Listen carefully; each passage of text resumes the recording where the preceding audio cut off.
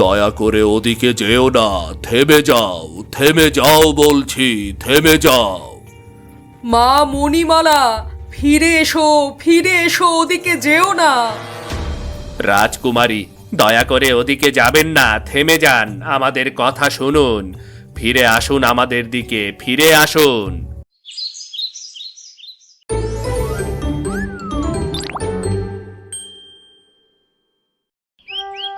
এক গ্রামে কানাই নামে এক রাখাল বাস করত। কানাই ছিল অনাথ। প্রতিদিন সকালে সে গরু নিয়ে বনের পাশে চলে যেত। গরুগুলোকে মাঠে চড়তে দিয়ে সে বনের ভেতর ঘুরে বেড়াতো। এমনই একদিন সকালে, যাক, গরুগুলোকে মাঠে ছেড়ে দিয়েছি, এবারে ওরা নিজেদের ইচ্ছে খুশি ঘাস খাক আর ঘুরে বেড়াক, আমি বরং ততক্ষণে বনের ভেতরটা একটু ঢু মেরে আসি।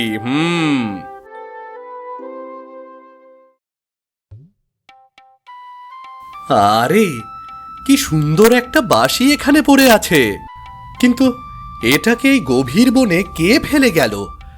আশেপাশে তো কাউকেই দেখতে পাচ্ছি না। কি সুন্দর একটা বাঁশি, আমার তো বাজাতে ইচ্ছে করছে। বাজাবো? আমি বরং বাজিয়েই দেখি। কানাই খুব সুন্দর বাঁশি বাজাতে পারত। এই বাঁশিটা তুলে নিয়ে সে বাজাতে শুরু করে। বাঁশির মিষ্টি সুর ক্রমে সারা বন ছড়িয়ে পড়তে থাকে। হঠাৎ করে কানাইয়ের সামনে একটা আলোর ঝলকানি দেখা যায়। ঠিক তখনই কানাই দেখতে পায় তার সামনে একটা পালঙ্কের ওপর শুয়ে আছে এক রাজকন্যা। এ আমি কি দেখছি? এই বাঁশিটা বাজানোর সাথে সাথে এই পালঙ্কটা কোথা থেকে হাজির হলো? আর এই পালঙ্কে তো দেখছি এক রাজকুমারী গভীর ঘুমে আচ্ছন্ন হয়ে আছে। এখন আমি কি করি? কিভাবে এই রাজকুমারীর ঘুম ভাঙাবো? অনেক ভেবেচিন্তে কানাই আবার বাঁশি বাজাতে শুরু করে। তার বাঁশির সুরে এবার রাজকুমারীর ঘুম ভেঙে যায়। রাজকুমারী উঠে কানাইয়ের দিকে তাকায়। ঠিক তখনই কানাইয়ের রোগা পাতলা অসহায় শরীর পরিবর্তন হয়ে এক রাজকুমারের মতো হয়ে যায়। এ কি? এ আবার কি হয়ে গেল? আমার পোশাক এমন পরিবর্তন হয়ে গেল কি করে? আর কে আপনি রাজকুমারী? আমি মণিপুর রাজ্যের রাজকন্যা মণিমালা। আজ এত বছর ধরে অভিশাপ বয়ে বেড়াচ্ছি। সেই অভিশাপে আমি এতদিন ঘুমন্ত অবস্থায় ছিলাম। তুমি অভিশাপ মুক্ত করে আমার ঘুম ভাঙিয়ে দিয়েছো। আমি তো কিছুই বুঝতে পারছি না রাজকুমারী, কি থেকে কি হয়ে গেল? আপনি কেনই বা অভিশাপ বয়ে বেড়াচ্ছেন? আর কেনই বা আমার শরীরের পোশাক রীতিমতো পাল্টে গেল? তার জন্য ফিরে যেতে হবে আজ থেকে 10 বছর আগে। মহারাজ, আপনি কি কিছুই বুঝতে পারছেন না? এমন করতে থাকলে তো রাজকুমারী মণিমালার বিয়েই হবে না। আমি কি করব বলো রানী? এ পর্যন্ত যত রাজা ও রাজপুত্র রাজকুমারী মণিমালাকে দেখতে এসেছে, সবাইকে অপমান করে রাজকুমারী তাড়িয়ে দিয়েছে। সবার সামনে লজ্জায় আমার মাথা কাটা গেছে। আমি সব কিছুই জানি মহারাজ, কিন্তু তারপরেও তো ও আমাদের রাজকুমারী।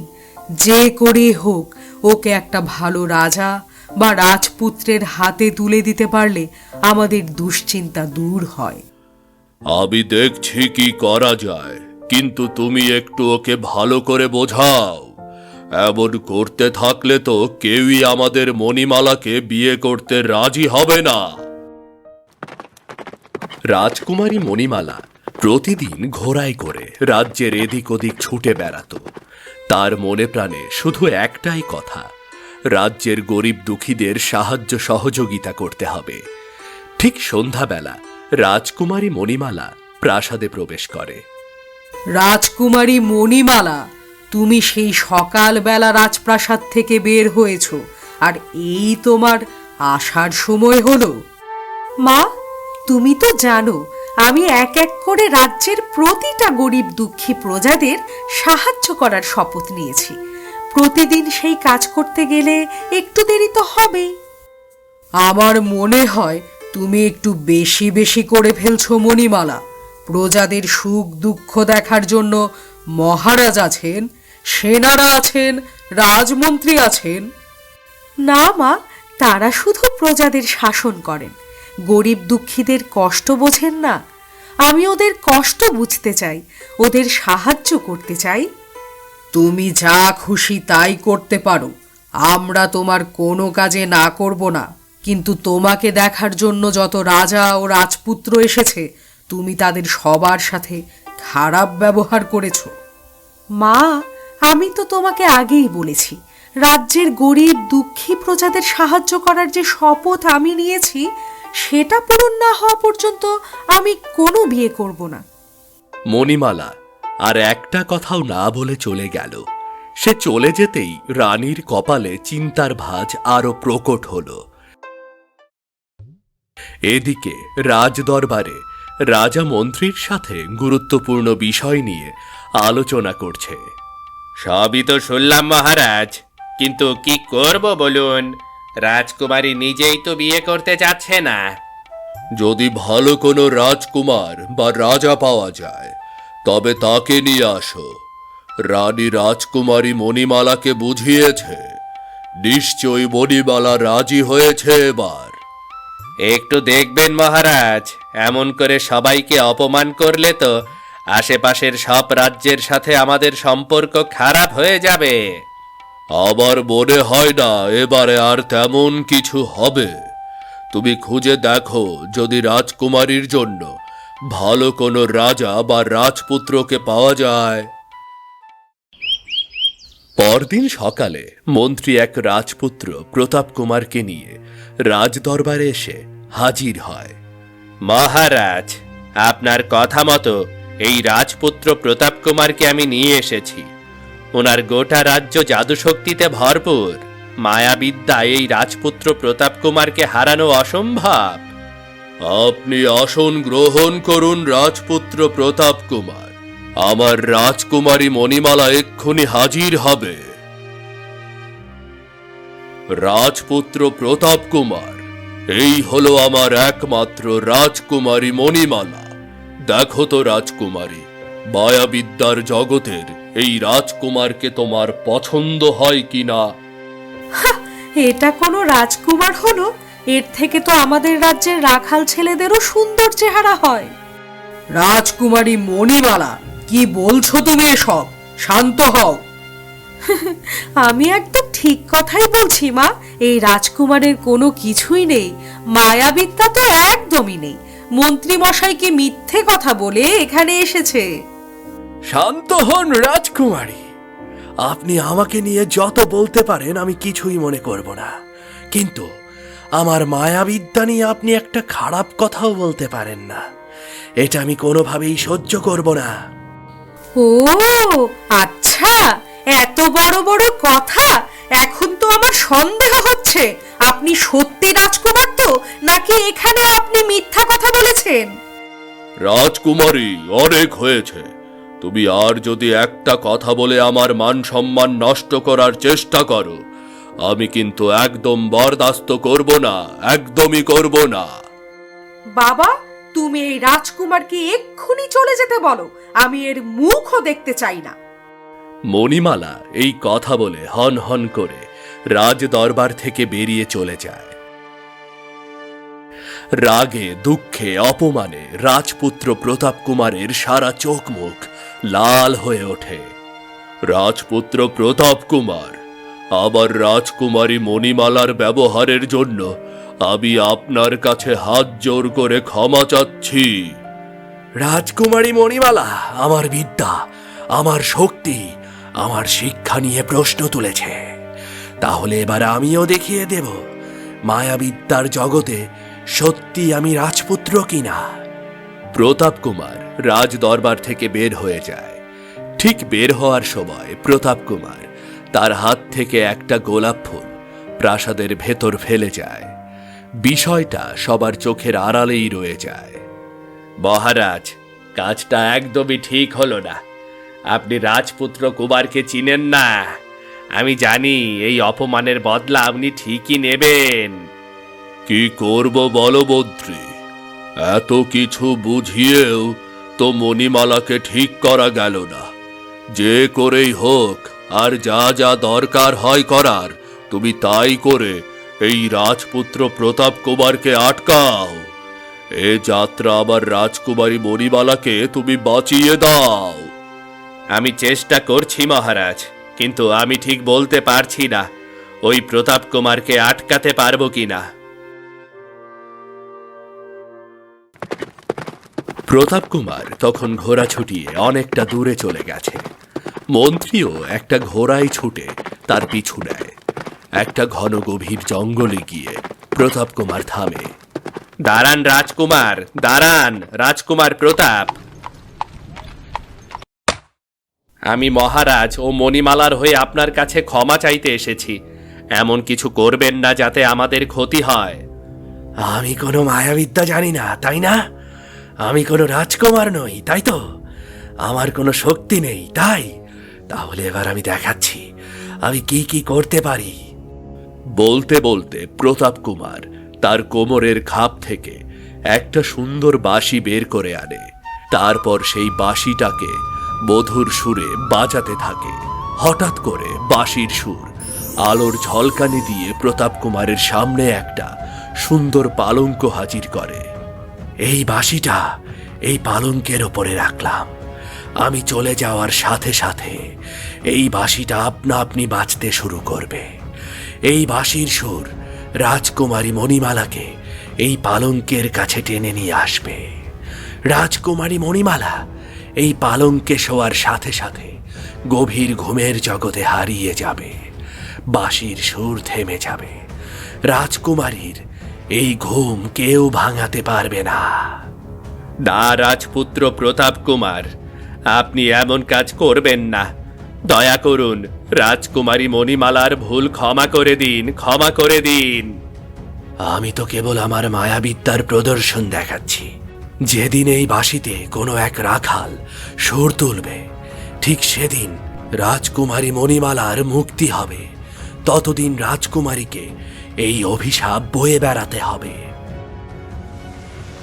এইটুকু বলে প্রতাপ কুমার ঘোড়া ছুটিয়ে আবার দূরে মিলিয়ে গেল। সে চলে যাওয়ার সাথে সাথে পালঙ্কের ওপর থাকা বাঁশিটায় আপনা আপনি সুর বাজতে থাকে। মন্ত্রী তাড়াতাড়ি রাজবাড়িতে ফিরে আসে।